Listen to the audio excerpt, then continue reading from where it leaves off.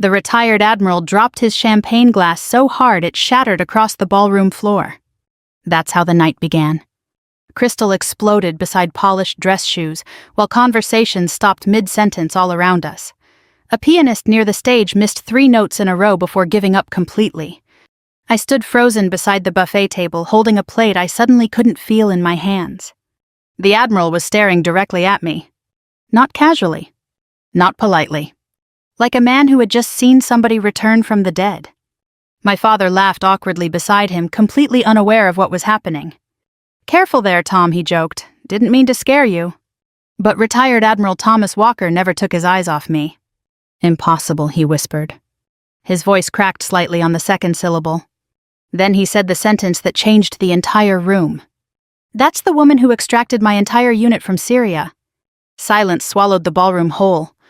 You could hear ice settling inside whiskey glasses. Across the room, several retired officers slowly turned toward me with expressions I recognized immediately. Recognition. Shock. Memory. My younger sister Melissa looked between us in confusion, while her husband David lowered his drink halfway to the table. Dad blinked twice, then laughed again, louder this time. "Oh, now hold on," he said. "You've got the wrong person. Caroline here worked office contracts or something." I wanted to disappear. That was the worst part. Not embarrassment. Not fear. Exhaustion. 20 years of learning how to survive quietly had taught me one thing above all else. Attention is dangerous. Admiral Walker took one slow step toward me. Older now. Gray-haired. Still carrying the posture of command. But I recognized him instantly despite the years. Northern Syria. Dust storms. Black SUVs running without headlights. Radio static screaming through broken communications. Men trapped behind shifting front lines while Washington debated liability. He looked at me carefully, almost emotionally. "My God," he said softly, "you're alive." That sentence hit harder than the recognition itself. Because some part of me hadn't fully believed it either. The ballroom at the Coronado Bay Resort suddenly felt too warm, too crowded, too bright. I set my untouched plate onto a nearby table before my shaking hands dropped it too. My father stared between us now, confusion slowly hardening into irritation. "You two know each other?" Walker answered before I could. "She saved 31 Americans during the Raqqa evacuation." The room stayed silent. I closed my eyes briefly. Raqqa. I hadn't heard that city spoken aloud in years. Most people back home forgot Syria the second headlines moved on. Americans are good at forgetting distant wars once they stop interrupting dinner television. But some of us never left those places completely. "Admiral," I said quietly, "that was a long time ago." His expression changed slightly. Not pity. Something worse. Respect. "You carried one of my wounded operators across half a mile of open road under sniper fire." Dad laughed nervously again. Now I know there's some misunderstanding here. But nobody else was laughing anymore. Because military people understand tone. And Admiral Walker sounded like a man discussing the dead. I should explain something. My father loved military prestige. Loved it. Richard Hayes built a successful accounting firm in Richmond after Vietnam kept him stateside during the draft years. The fact he never served haunted him privately for decades, though he rarely admitted it directly. So instead he worshipped accomplishment. Officers. Decorated veterans. Successful businessmen. Men with stories impressive enough to repeat over steak dinners and golf outings, which made Melissa's husband perfect in his eyes.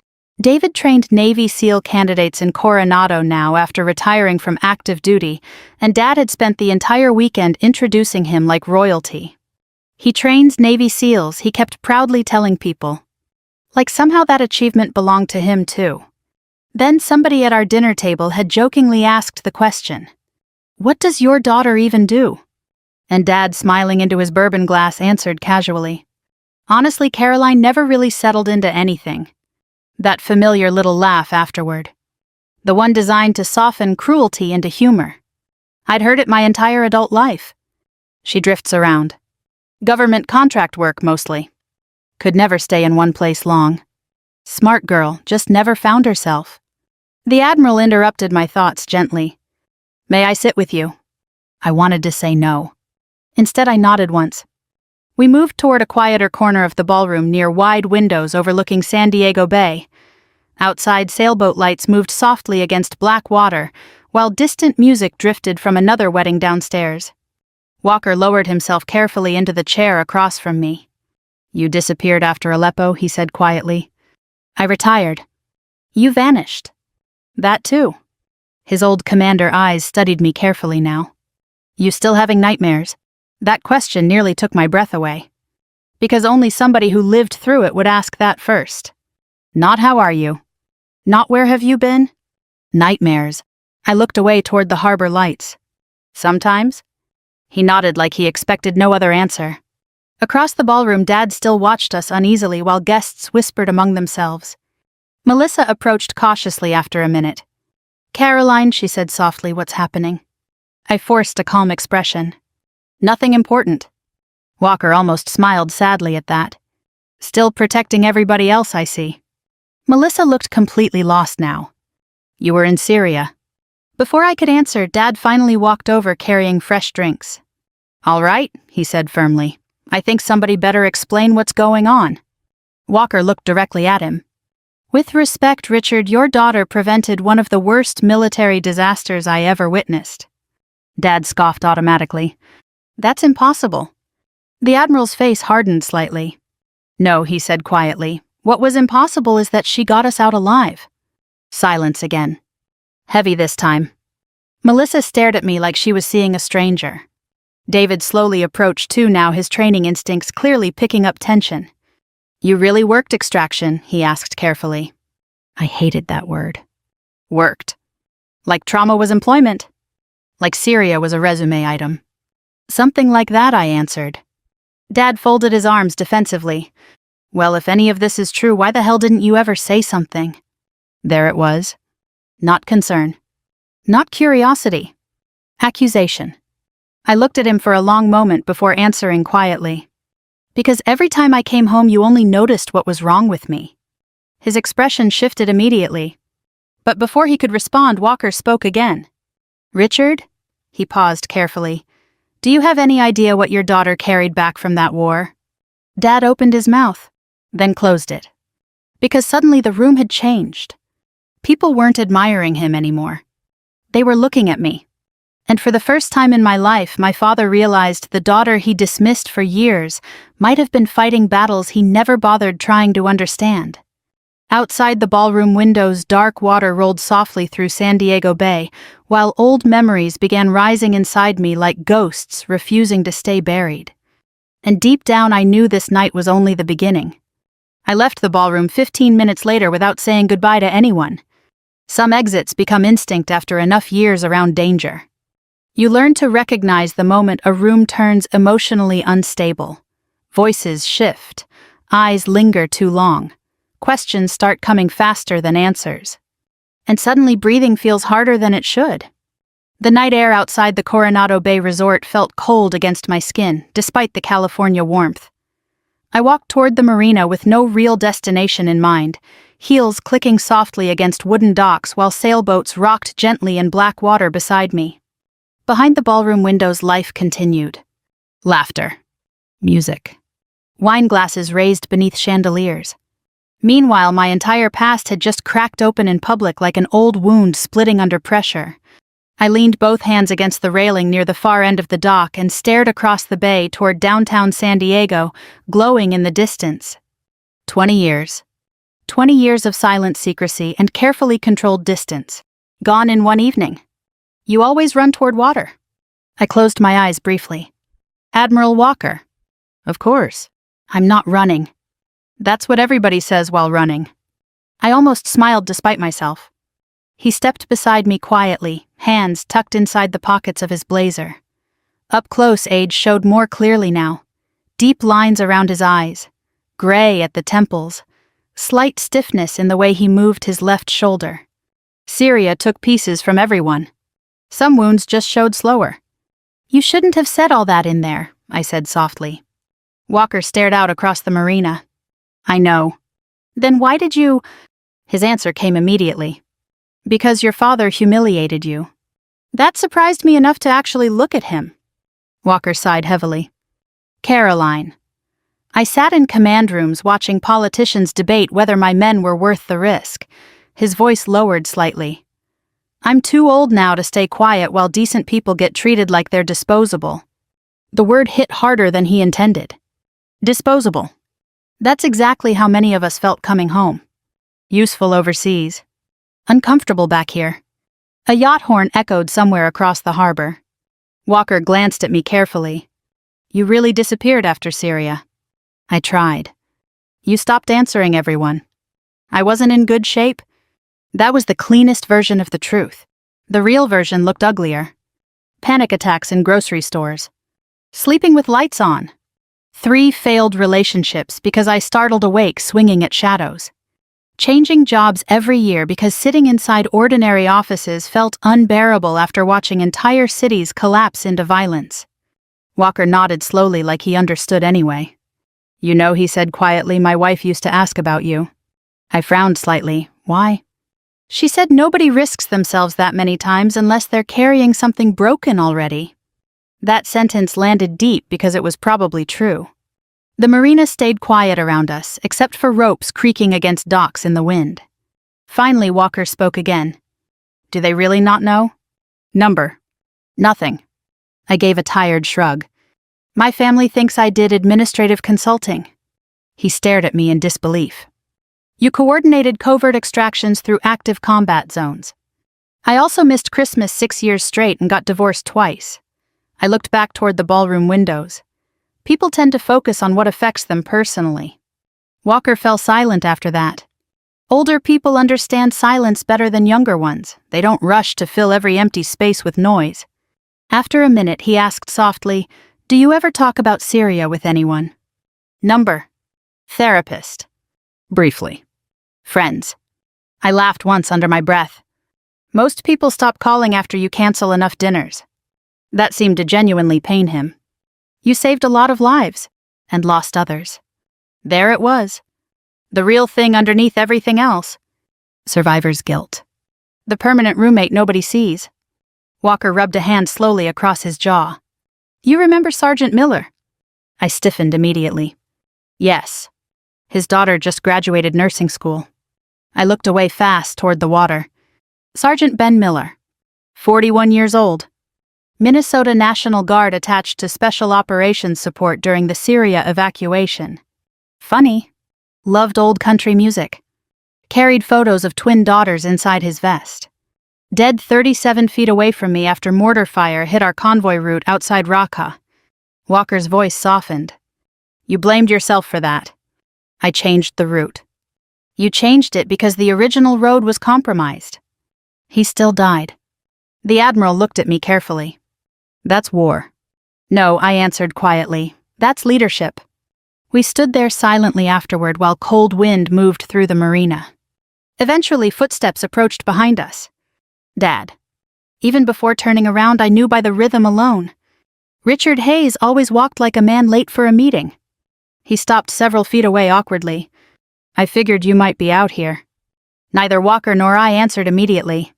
Dad looked uncomfortable standing on the dock in his expensive blazer and polished loafers, like somebody accidentally dropped him into another life entirely. Finally, he cleared his throat. Mind if I talk to my daughter? Walker glanced toward me. I nodded once. The Admiral squeezed my shoulder gently before walking back toward the resort alone. Dad watched him leave. Then exhaled slowly. Well, he muttered, this has been one hell of an evening. I stayed quiet. He leaned beside me against the railing. You could have told us. There it was again. Not what happened to you. Not, are you okay? You could have told us. I stared at dark water moving beneath the dock. Would it have mattered? His face tightened. Of course it would have mattered. You sure about that? Dad rubbed his forehead tiredly. Caroline, don't do this. Do what? Turn this into an attack. I laughed softly at that. Because to him, honesty always sounded like attack. You spent years introducing Melissa like she was proof you succeeded as a father. My voice stayed calm. Then you introduced me like an apology. That's not fair. No, I finally looked directly at him, Tonight was the first time I've ever seen you curious about my life."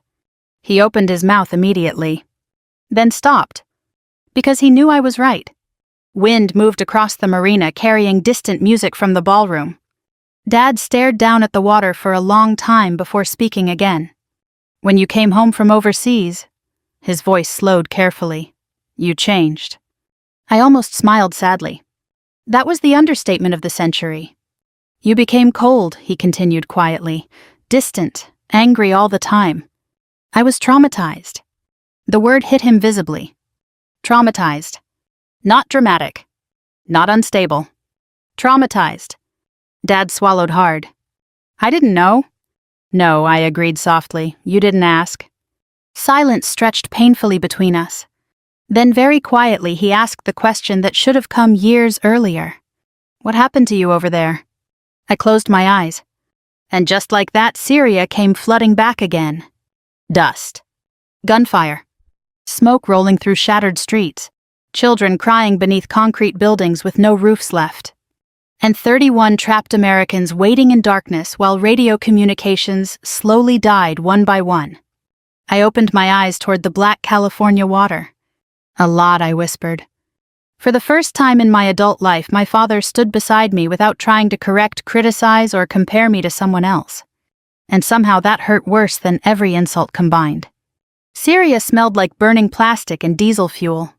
That's the first thing I remember now. Not politics. Not missions. Not patriotism. Smell. Funny what the brain saves after trauma.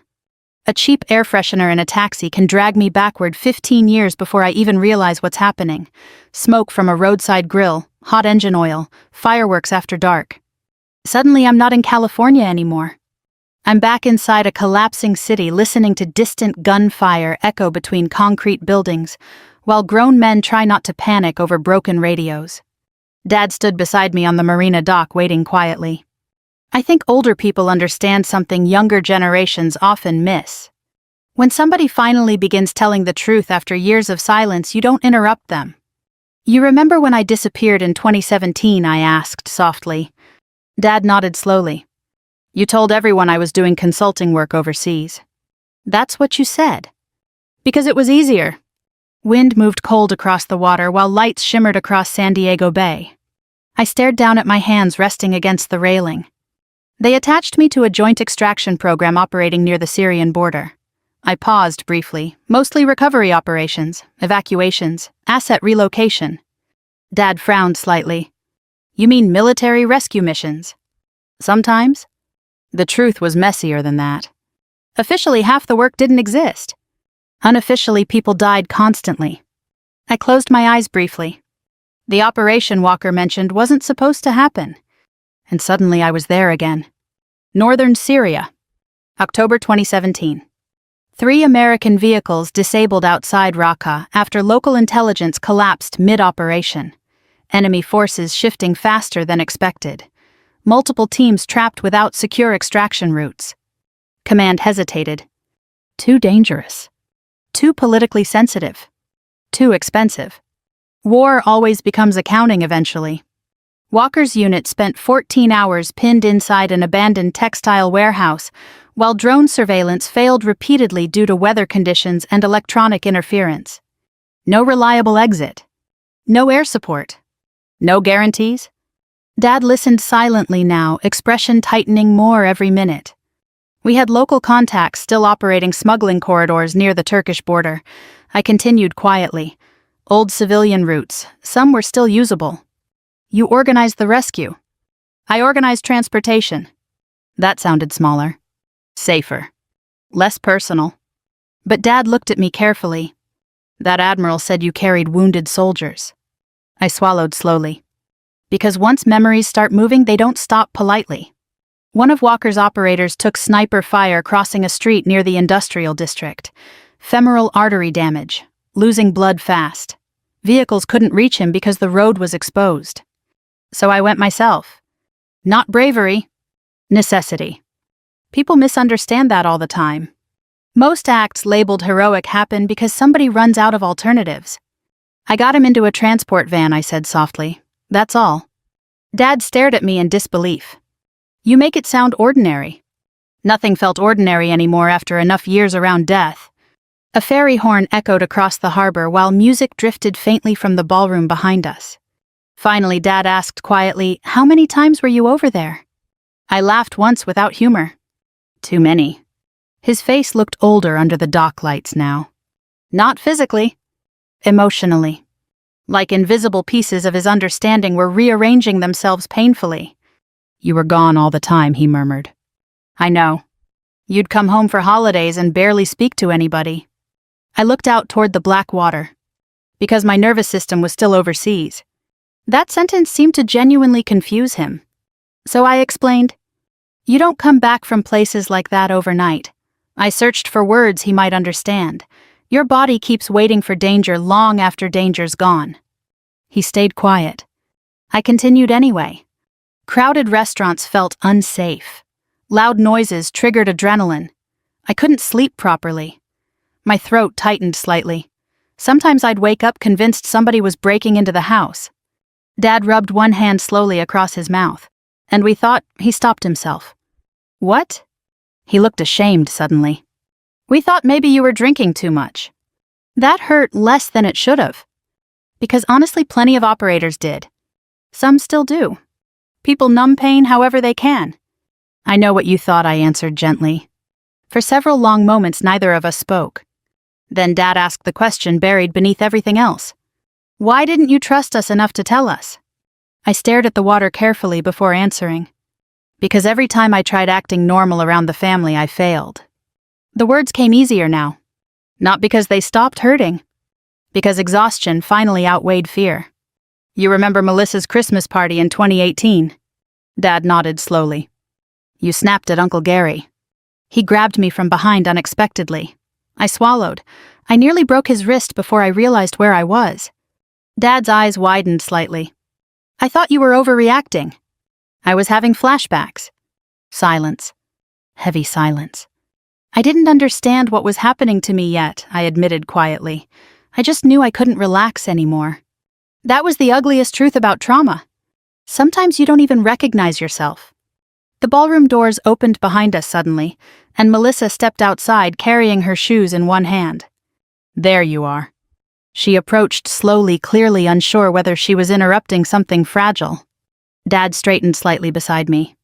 Melissa looked between us cautiously. "Everything okay?" Neither of us answered immediately. Finally, Dad nodded once. "We're talking." Melissa almost smiled sadly at how strange that sounded coming from him. She leaned beside me against the railing. "You know, half the ballroom thinks you're CIA now." I laughed softly despite myself. "Wonderful." "David's been cornered by retired Marines for an hour asking about Syria." That made me groan quietly. Attention spreads fast in military circles. Especially stories involving survival. Melissa studied me carefully in the marina light. "You really saved those men." I looked away immediately. Because that question always carried another one beneath it. "Who didn't you save?"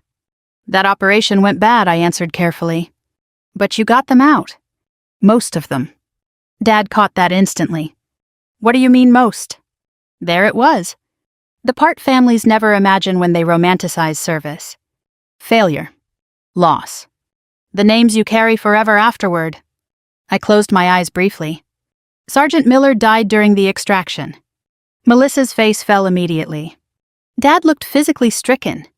"How?" "Mortar strike." The words still tasted metallic after all these years. "He had daughters," I added quietly. "Twin girls." Nobody spoke. Somewhere inside the ballroom, people laughed loudly over wedding stories and old military jokes, while outside on the dock, 3 members of the same family stood facing the reality that war doesn't end just because somebody makes it home alive. Melissa finally touched my arm gently. "You carried all this by yourself." I almost answered automatically. That's what trained people do. Minimize. Deflect. Endure quietly. But tonight, honesty kept forcing its way loose. "Yes," I whispered.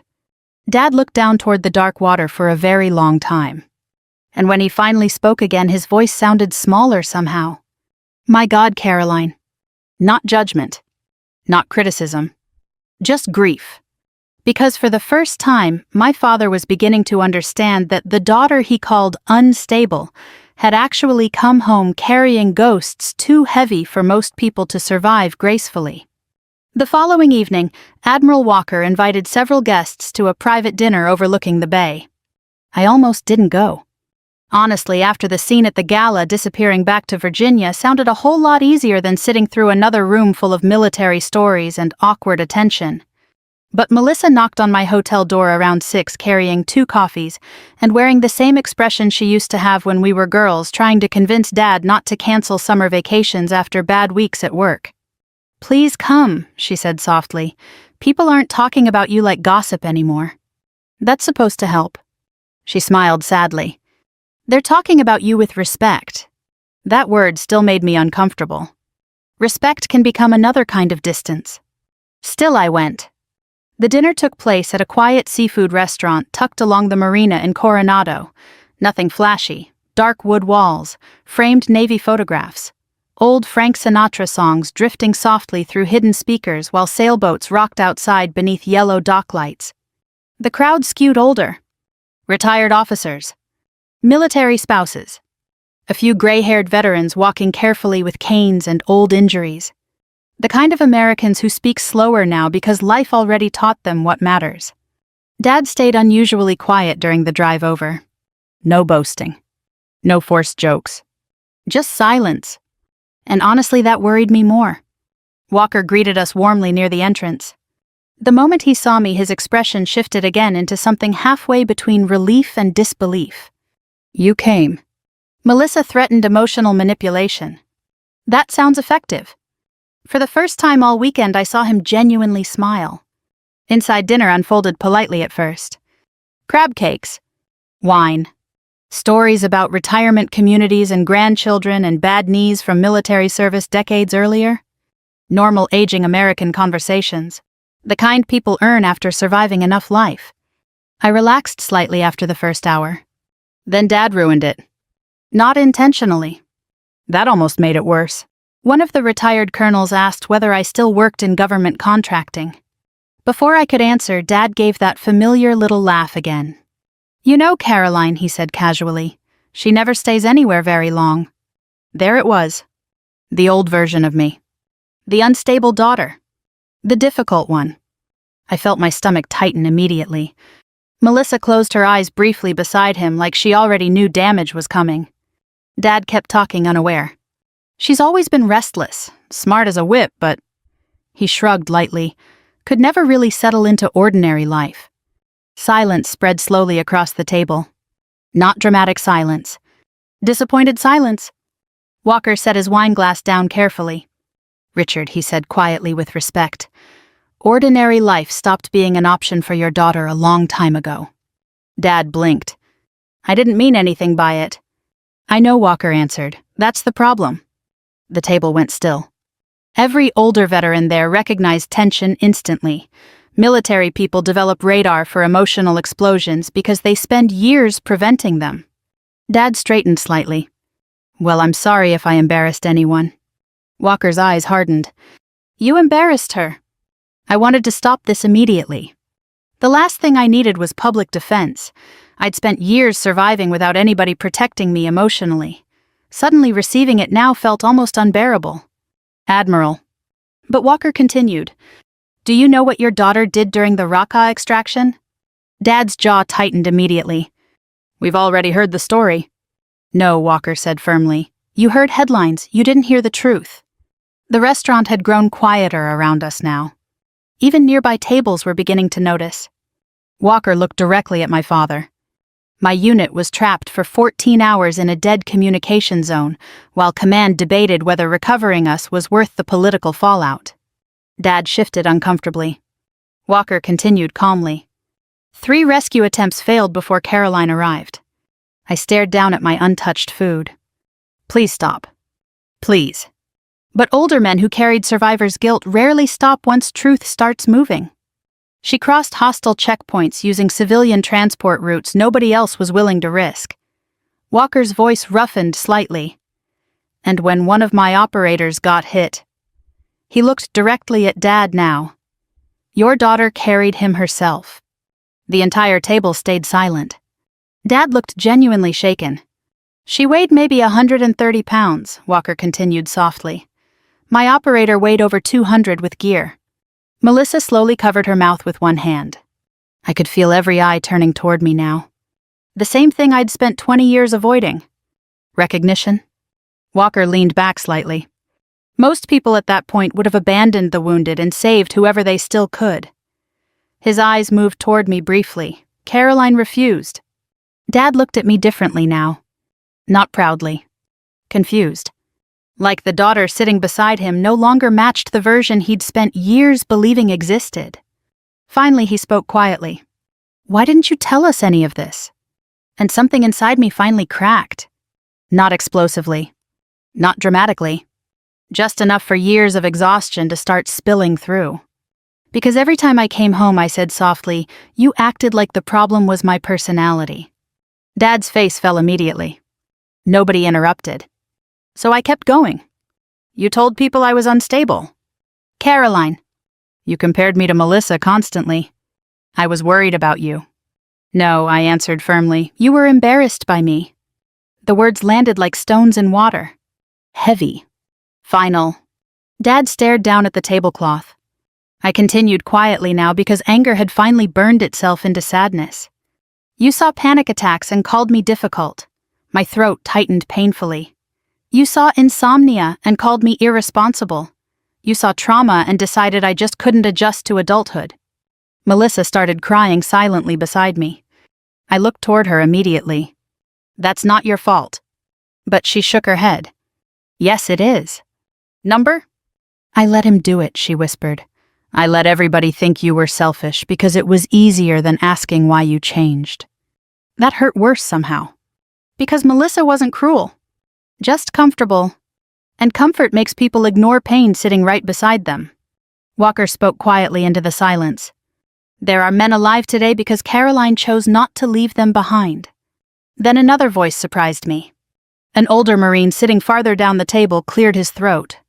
My son was attached to support logistics during that operation. I looked up slowly. The man's eyes filled with emotion. He came home, his voice cracked, because of that extraction. The restaurant stayed completely silent now except for soft Sinatra music drifting through speakers overhead. Dad suddenly looked older than I'd ever seen him. Not physically. Spiritually. Like some terrible realization was finally settling into place. You came home broken, he whispered toward me. I swallowed hard. Yes, and I punished you for it. Nobody moved. Nobody rescued him from that truth. Because there are moments in life when pain finally deserves to be seen clearly. Dad rubbed trembling hands together slowly. My God. I stared out toward the marina windows, where sailboat lights drifted across black water beyond the glass. And for the first time in my life, my father was finally seeing me not as a disappointment, but as a wounded human being who'd been drowning quietly right in front of him for years. After the dinner ended, I sat alone in the hotel parking garage for almost 40 minutes without starting the car. The engine stayed off. The radio stayed silent. I just sat there staring through the windshield while old memories moved through me like weather fronts rolling across dark water. People think revenge feels satisfying. Sharp. Victorious. But the truth is, when someone finally realizes how badly they failed you, the feeling isn't triumph. It's grief. Because part of you mourns all the years that understanding arrived too late to save. My phone buzzed around midnight. Dad. I almost ignored it. Instead, I answered quietly. What? Long silence. Then his voice. Can I come up? I closed my eyes briefly. I'm tired. I know. Another silence. He exhaled shakily, please. 20 minutes later, he sat across from me inside my hotel room, holding untouched coffee from the lobby downstairs. No blazer now. No polished businessman confidence. Just a 73-year-old man suddenly forced to confront the possibility that he misunderstood his own daughter for most of her life. Rain tapped softly against the balcony windows while San Diego traffic hummed far below. Dad stared into his coffee cup. I keep replaying things. I leaned back quietly in the chair across from him. What things? All of it. His voice sounded rougher than normal tonight. Christmases, family dinners, the way you used to leave early? He swallowed hard. I thought you were angry at us. I was. He nodded slowly. But now I think maybe you were hurting. That word nearly broke something inside me. Hurting. Not dramatic. Not unstable. Not difficult. Just hurting. I looked away toward the rain. You know what the worst part was? I asked quietly. Dad shook his head. I kept hoping somebody would notice. His face tightened instantly. Notice what?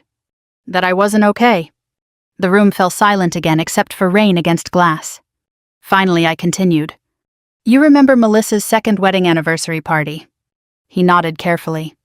I disappeared halfway through because fireworks started outside. I stared down at my hands. I locked myself in your bathroom, shaking so hard I could barely breathe. Dad looked physically ill now. I thought you were being rude. I know. Another silence. Then he whispered something that sounded almost childlike in its regret. I didn't know.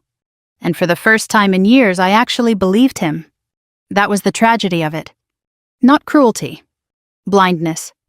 My father grew up in a generation where emotional pain got hidden beneath work schedules, church attendance, and bourbon after dinner. Men his age survived by compartmentalizing everything, until eventually they lost the ability to recognize suffering unless blood was physically visible. He wasn't heartless, just emotionally uneducated. And unfortunately, that damage spreads through families like inherited debt. Dad rubbed both hands slowly across his face. When your mother died, he stopped briefly. I thought if I kept moving forward, the girls would too. I stayed quiet. She was the emotional center of everything. His voice cracked slightly now. After she was gone, I didn't know how to talk about feelings without feeling weak. That sounded exactly like him. Richard Hayes believed competence solved everything. Work harder. Stay composed. Keep functioning. But trauma doesn't negotiate with productivity. Eventually it collects payment. Dad looked toward me again. So when you came home different every time? He shook his head slowly. I kept treating it like a behavior problem instead of pain. I swallowed carefully. You compared me to Melissa constantly. His face twisted immediately. I know. She got married, had kids, stayed close to home. I laughed softly without humor. Meanwhile, I couldn't survive grocery stores some days. Dad looked down. You scared me. That answer surprised me. What? You disappeared into places nobody could talk about. Then you'd come home colder every year. He rubbed trembling fingers together. I thought if I pushed you harder, maybe you'd snap out of it somehow. That hurt because it sounded painfully believable. Older generations often mistake pressure for motivation, especially fathers. I wasn't lazy, Dad. I know that now. The rain outside thickened briefly. For several long moments, neither of us spoke. Then he asked quietly, how bad did it get? I stared toward the dark hotel window. There are questions veterans usually avoid answering honestly because civilians don't know where to place the truth afterward. But tonight felt different. So I answered. There were months I didn't want to wake up anymore. Dad inhaled sharply. I'm not saying I wanted to die, I clarified softly. I just got tired of carrying everything. His eyes filled immediately. You went through that alone? Yes. Why didn't you call me? The sadness in his voice almost undid me completely. Because underneath all the damage, part of me had wanted exactly that for years. A father. Not a critic. Not a judge. Just a father. I didn't think you'd understand. He nodded slowly, like accepting a sentence handed down in court. You were probably right. That honesty mattered. More than defense would have. Dad stood suddenly and walked toward the balcony window, hands shoved deep into his pockets. I used to brag about other people's children constantly, he admitted quietly. Doctors, lawyers, military officers. He shook his head bitterly. Meanwhile, my own daughter was surviving things I couldn't even imagine. I watched his shoulders rise and fall slowly. When Admiral Walker looked at you, Dad paused. I realized he knew parts of you I never bothered learning. Neither of us moved. Then finally he turned toward me again. I'm sorry, Caroline. Not polished. Not rehearsed. Just broken. I'm sorry I made home feel like another battlefield. Emotion closed hard around my throat. Because that was exactly what it had felt like. For years. A place where I constantly defended myself instead of resting. Dad stepped closer slowly. I can't undo what I missed. His voice trembled openly now, but if there's still time, I'd like to know my daughter before one of us dies. That sentence hit with the quiet force only older people truly understand. Because after 60, 70, 80, time stops feeling theoretical. I stood slowly. For a second, neither of us moved. Then I hugged him. Not because everything was healed. Not because pain disappeared overnight. But because for the first time in my adult life, my father finally saw me clearly. And maybe that was the beginning of forgiveness. 6 months later, my father drove 8 hours just to help me replace a broken porch railing. That may not sound important to some people. But if you knew Richard Hayes, you'd understand it was practically a declaration of love. No speeches. No dramatic apologies. Just an old man arriving in North Carolina at 7 in the morning with a toolbox black coffee and too many hardware store supplies. That's how men from his generation often say the things they never learned to express out loud. By showing up. The little rental house I'd moved into sat near Wilmington, tucked beneath old oak trees draped with Spanish moss. Quiet neighborhood, mostly retirees, military families, and widows who waved from porches every evening around sunset. Peaceful. For the first time in years, peaceful. Healing didn't happen quickly after California. Honestly, some days it barely felt like healing at all. More like learning how to carry memory without letting it crush me completely. I started volunteering 3 mornings a week at a veterans transition center near the Cape Fear River. Mostly older veterans. Vietnam, Desert Storm, a few Iraq and Afghanistan men younger than me but somehow looking older around the eyes. Turns out trauma ages people unevenly. One Marine in his 70s used to sit alone every Thursday drinking terrible vending machine coffee without speaking to anyone. After almost 2 months, he finally looked at me one morning and said, "You move like military." That was the entire conversation. But the next week he sat beside me voluntarily. That's how trust works with damaged people sometimes. Quietly. Slowly. No grand breakthrough moments. Just consistency. Dad noticed the changes in me before I did. "You laugh more now," he said that afternoon while tightening bolts into the new porch railing. I leaned against the doorway holding 2 glasses of iced tea. "Do I?" "Yeah." He smiled faintly without looking up. "Used to feel like you were bracing for impact all the time." That sentence stopped me cold because it was true. For years, my nervous system lived like an alarm nobody could switch off. Even during calm moments, part of me always waited for disaster. Dad wiped sweat from his forehead and stepped back to inspect the railing. "Hand me the wrench." I passed it over silently. Watching him work felt strangely emotional now. When I was little, Dad fixed everything himself. Broken sinks, bike chains, fence posts. After Mom died, repairs became his coping mechanism. If he could keep the house functioning, maybe the family wouldn't collapse too. Unfortunately, people aren't plumbing. Pain leaks anyway. That evening, we grilled hamburgers on the tiny back patio while cicadas buzzed through humid Carolina air. Boats moved slowly through the waterway beyond the trees, their lights glowing soft gold at dusk. Simple life. The kind I used to think I no longer deserved. Dad sat quietly after dinner, staring out toward the water. "You know," he said, "eventually I've been thinking about something. That's dangerous." He chuckled softly. "I spent years believing strength meant hiding weakness. I stayed quiet. Probably got it from my father." He shook his head slightly. "Hell, that whole generation came home from wars emotionally half dead and nobody talked about it." That was true. Men from World War II and Korea often survived through silence because society gave them no other tools. Unfortunately, silence becomes inheritance. Dad looked toward me carefully. "When you came home struggling?" He paused. "I thought acknowledging it would somehow make you weaker." I swallowed slowly. Instead, pretending nothing was wrong made everything worse. Yes. The honesty between us still felt unfamiliar sometimes. Not uncomfortable anymore. Just new. Dad leaned back in his chair. "I actually started reading about PTSD. That surprised me enough to laugh." "You." I know, shocking. What did you learn? He looked down at his hands. That a lot of traumatized people isolate because they're trying to protect others from themselves. Emotion tightened quietly in my chest. Because that was exactly what I'd done for years. Not avoiding family out of hatred. Out of fear. Fear of snapping at people, fear of ruining holidays, fear of bringing darkness into rooms that felt safe before I entered them. Dad exhaled slowly. I wish I'd understood earlier. Part of growing older is realizing regret never fully disappears.